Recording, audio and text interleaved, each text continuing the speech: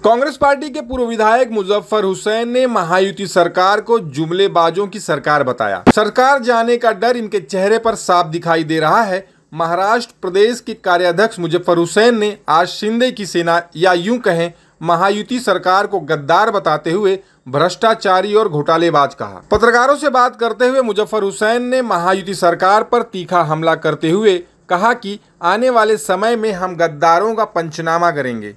देश में बेरोजगारी बढ़ी है, जीएसटी से आम आदमी परेशान है, बड़े बड़े उद्योगपतियों को कर्ज माफी और गरीब किसानों को सड़कों पर मौत दी जा रही है। महिला सुरक्षा के नाम पर बस बातें हो रही हैं। युवा वर्ग नशे की लत से बर्बाद हो रहा है। नशे का व्यापार पूरे जोर शोर से किया जा रहा है। हाल ही में 5 शहरों में टोल माफी पर हुसैन बोले, टोल नाका चलाने वाली कंपनी बैंक करप्ट हो गई है, उसे राज्य सरकार ने 800 करोड़ की मदद की है, जिसका जवाब देना होगा। गद्दारांचा पंचनामा इस टाइटल पे कांग्रेस पार्टी की तरफ से, प्रदेश कांग्रेस पार्टी की तरफ से इस महायुति सरकार के फेलियर्स और इनके नॉन गवर्नेंस, इनका नॉन परफॉर्मेंस, इनका करप्शन, लोगों के हित सोचे बगैर किए गए फैसले और इसके हो रहे परिणाम,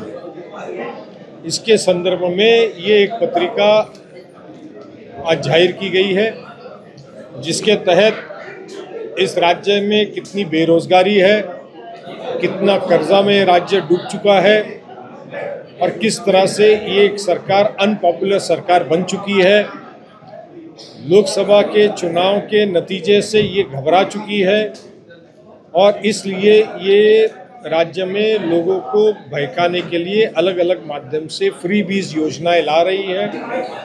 कल ही एक जिसका उदाहरण था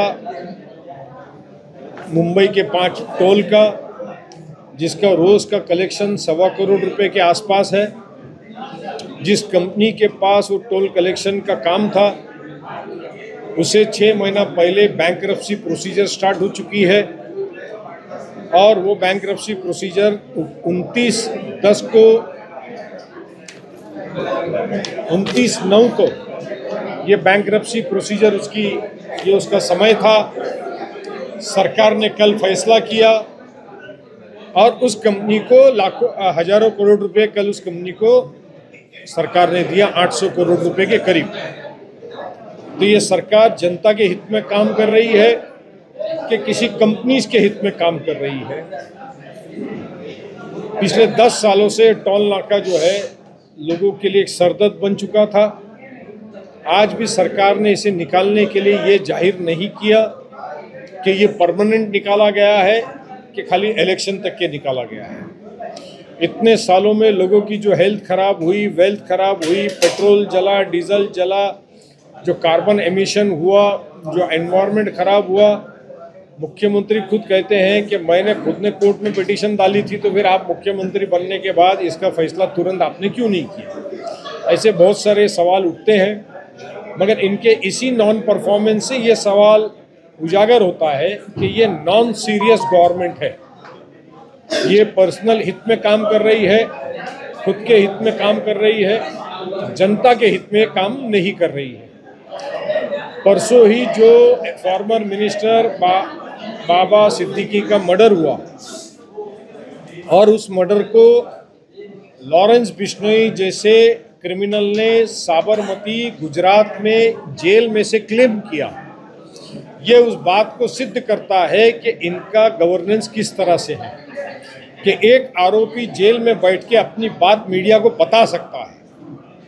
ये बहुत बड़ा सवाल खड़ा करता है कि जिस आरोपी को कल बुनकर आरोपी को जो इंटरोगेशन के लिए पुलिस ने ताबे में लिया, सलमान खान के घर पर जो फायरिंग हुई, उस वक्त उसको बुला करके तफ्तीश करके उसे छोड़ दिया गया और आज बाबा सिद्दीकी के मर्डर में उन्हीं दोनों भाइयों को वापस लाया गया। और उन्होंने ये बहुत ही अच्छे से कहा कि वो वेपन्स प्रोक्योर करते हैं, ड्रग्स प्रोक्योर करते हैं, लॉरेंस बिश्नोई गैंग के लिए काम करते हैं।